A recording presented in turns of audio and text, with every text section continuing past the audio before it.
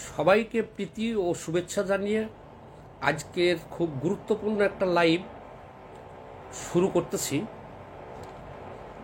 আমরা দেখলাম মামুনুল হক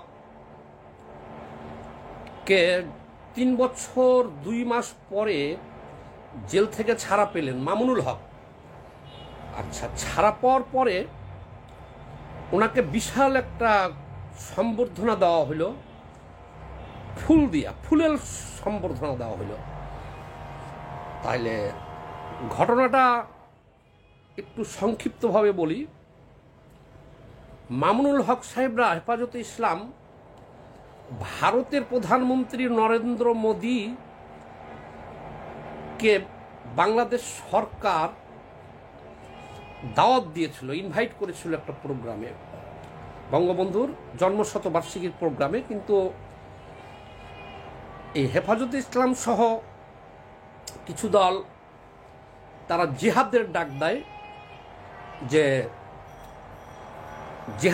দেয়, তারা যে নরেন্দ্র মোদী কসাই সে বাংলাদেশে আসতে পারবে না, তারা জিহাদের ডাক দিল। আচ্ছা, ঠিক আছে। জিহাদের ডাক দেওয়ার পরে পুলিশের সাথে সংঘর্ষে এই হেফাজতে ইসলামের মাদ্রাসার কিছু এতিম ছেলে পেলে তারা শহীদ হয়ে গেল। 13টা বা 17টা বা 20টা, যাই হোক, এরা শহীদ হইল, মারা গেল পুলিশের সাথে সংঘর্ষে। মারা যাওয়ার পরে যে সমস্ত পরিবার এই সন্তানগুলো হারাইছে, সেই সমস্ত পরিবারের সাথে দেখা না করিয়া, এমনকি তাদের লাশগুলা পর্যন্ত মাটি হয়েছে কি হয় নাই সেই খবর না নিয়া, মামুনুল হক একজন নারীকে নিয়া গেল। এটা আমরা কিভাবে বুঝবো? মানে হঠাৎ করে আমরা দেখলাম কি অনলাইনে ভাইরাল, বিভিন্ন মিডিয়ায় দেখা যেতেছে যে সোনারগাঁ যে রিসোর্ট আছে, এই রিসোর্টে একজন নারীকে নিয়ে সে ধরা পড়ছে পাবলিকের হাতে। আচ্ছা, তাকে যখন সাংবাদিকরা সব জিজ্ঞেস করছে যে এটা আপনার কে, বলছে আমার ওয়াইফ। নাম কি? ও বলছে আমেনা তৈয়বা, এবং ওইখানে খাতাতে নামও লিখিয়েছেন আমেনা তৈয়বা। ওই মহিলাকে যখন জিজ্ঞেস করা হয়েছে আপনার নাম কি, সে বলছে তার নাম ঝর্ণা। নামটা আরো বড় আছে, ঝর্ণা। আচ্ছা, তাহলে মামুনুল হক নিয়ে গেছে যে মেয়েটাকে,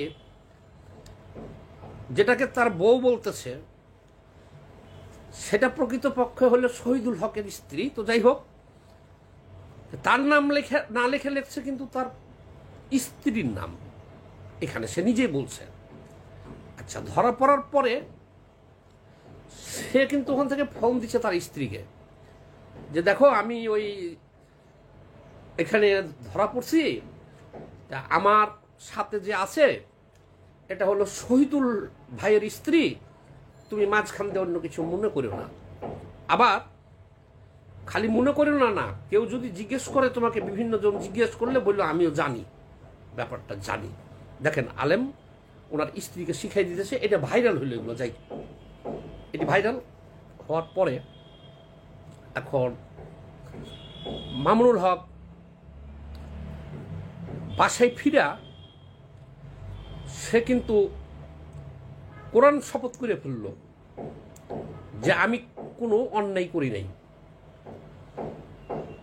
তাহলে অন্যায় করে নাই, সে তো বলছে যে এটা তার স্ত্রীর নাম লেখা নিয়ে গেছে শহীদুল ভাইয়ের বউকে ও।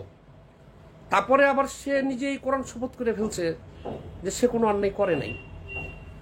এদিকে আমাদের ঝর্ণা, শহীদুল হকের স্ত্রী, সে বলছে যে আমাদের কোনো বিয়ে হয় নাই। এখন মামুনুল হকের বোন সে আবার এই ঝর্ণাকে ফোন করে শিখাই দিতেছে। এগুলো ভিডিও আবার এগুলো অডিও টেপ ভাইরাল হয়ে গেছে সব। সে শিখাই দিতেছে যে তুই বলবি যে আমাদের বিয়ে হয়েছে। এখন ঝর্ণা বলতেছে যে বিয়ে হয়েছে বলবো, কোথায় হয়েছে বলবো, আমাদের তো বিয়ে হয় নাই। এগুলো কিন্তু সব ভাইরাল। আচ্ছা, তারপরে মামুনুল হক যখন গ্রেপ্তার হলো যখন দেখা গেল যে না, এটা তদন্ত করে দেখলো গোয়েন্দারা, ঝর্ণাকে জিজ্ঞাসাবাদ করলো যে না, বিয়ে হয় না। কিন্তু সবচেয়ে মর্মান্তিক ব্যাপার হলো, এই শহীদুল, মাওলানা শহীদুল সাহেব, স্বামী স্ত্রীর মধ্যে দ্বন্দ্ব লাগে এবং এর বিচার করতে যায় মামুনুল হক। বিচার করতে যে ওদের সংসারটা ভেঙে দেয়, দেয়া এটার সাথে পরকীয়া শুরু করেছে। সারা পৃথিবীর লোক, আচ্ছা, মামুনুল হক গ্রেপ্তার হওয়ার পরে আরো 3 জন নারী হাজির হলো। সেই নারী 3 জনও পাওয়া গেল যার সাথে নিয়মিত সে স্বামী স্ত্রীর মতো ব্যবহার করত বিভিন্ন জায়গায়। আচ্ছা, তারপরে সে জেলে গেল। এখন কথা হলো কি, জেল থেকে 3 বছর 2 মাস পরে বের হইল। বের হওয়ার পরে উনি একটা হুঙ্কার দিচ্ছে বিশাল, যে হয় খেলাফত না হলে শহীদ। আল্লাহর জমিনে আল্লাহ এবং আল্লাহ রাসূলের কোনো অপমান সহ্য করা হবে না, হয় খেলাফত না হলে শহীদ হয়ে যাবে সে। এখন সবচেয়ে বড় কথা হলো, উনি তো, সারা বিশ্বের মানুষ আমরা জানি যে উনি একজন নারী নিয়ে ধরা পড়ার কারণে উনি গ্রেপ্তার হয়ে জেলে গেল। তাহলে এইটা জেল থেকে বাড়ানোর সময় উনাকে যেভাবে ফুলের শুভেচ্ছা দিল, এইটা কোন খেলাফত প্রতিষ্ঠা করবেন ওনারা? এইটা কি খেলাফত? যে পরের স্ত্রী নিয়ে লুচ্চামি করে ধরা পড়লে তাদেরকে তো পাথর নিক্ষেপ করার কথা। পাথর নিক্ষেপ করে তাকে না করিয়া তাকে দিল ফুল বর্ষণ, ফুলের মাল্লা। ইসলাম ধর্মটাকে এরা একেবারে কলঙ্কিত করে ফেলতেছে। এটা কি কোনো খেলাফত? এরা কত অমানবিক এবং নিষ্ঠুর হইতে পারে আপনি চিন্তা করে দেখেন। যে 14-15টা ছেলে, মাদ্রাসার এতিম ছেলে পেলে মারা গেছে পুলিশের সাথে সংঘর্ষে, মাঠে নামাই দিছে, দিয়ে আর এক বেটার স্ত্রীকে নিয়ে হোটেলে গেছে, ওইখান থেকে জেলে গেছে, আবার কোরআনও শপথ করছে যে সে অন্যায় করে নাই। কিন্তু আমরা সারা বিশ্ববাসী দেখতেছি কি, যে এটা শহীদুল হকের স্ত্রী। আবার জেল থেকে বাইর হইয়া হাজার হাজার মাদ্রাসার ছাত্র নিয়ে আমাদের দেশের আলেম ওলামারা তাকে সম্বর্ধনা দিতেছে। এর চাইতে লজ্জাজনক কিছু আর আছে? আমার সাথে যোগ দিয়েছেন জামিরুল রহমান ডালিম, আপনাকে স্বাগতম। আচ্ছা বলেন, এর চাইতে লজ্জার কি আছে? যে একজন নারী নিয়ে ধরা পড়লো, তাহলে এখন তাকে ফুল দিয়ে সম্বোধনা দাঁড়ালো, তাহলে এই সমস্ত আলেম ওলামার চরিত্র একই সবার। এর চাইতে লজ্জাজনক আর কি হইতে পারে বলেন? যে তাকে ফুল দিয়ে সম্বোধন, তাদের উচিত ছিল কি? দেখ, ভুল মানুষই করে, অনেক ভুলই করছে। একটা আর এক নারী নিয়ে ধরা পড়ে গেছে উনি, এখন এটা চাইপে যাওয়া উচিত ছিল।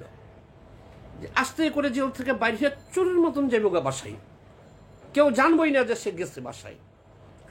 তা না করে ইনারা এখন হুঙ্কার দিতেছে, হয় খেলাফত না হয় কি শহীদ। তাইলে যে খেলাফত প্রতিষ্ঠার জন্য উনি এখন ফুলের মালা পাইল, আমাদের এই আলেমরা সবাই কি সেই খেলাফতটা প্রতিষ্ঠা করতে চাই? কি খেলাফত মানে? মানুষের বহু বেটি যা আছে সব নিয়ে হুজুররা টানাটানি করবো, এটা খেলাফত?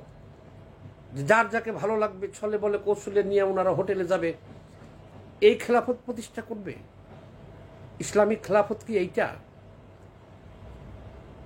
মোদির বিরুদ্ধে যে আন্দোলন, মোদি বাংলাদেশে না আসলে কি ইসলামিক খেলাফত প্রতিষ্ঠা হবে?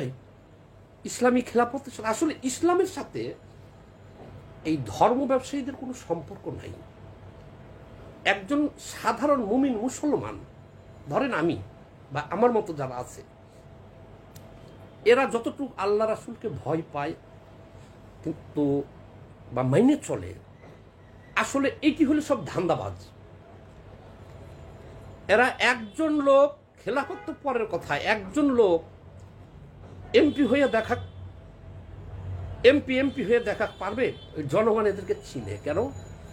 ইনারা একটা মাদ্রাসা করে, মাদ্রাসা করার পরে কিছু এতিম ছেলেপেলেকে আনে, এইটারে সাইনবোর্ড করে দেশ বিদেশ থেকে ভিক্ষা শিক্ষা করে, টাকা পয়সা নাই, আর ওইটিতে সামনে বসায় রাখে। আর ওইটিতে ট্রেনিং দেওয়া থাকে যে আমি যাই বলবো তোরা খালি বলবি ঠিক, ঠিক না বি ঠিক। সামনে বসে যারা বলে ঠিক, তারা কারা? ওই মাদ্রাসার এতিম ছেলেপেলেগুলাই।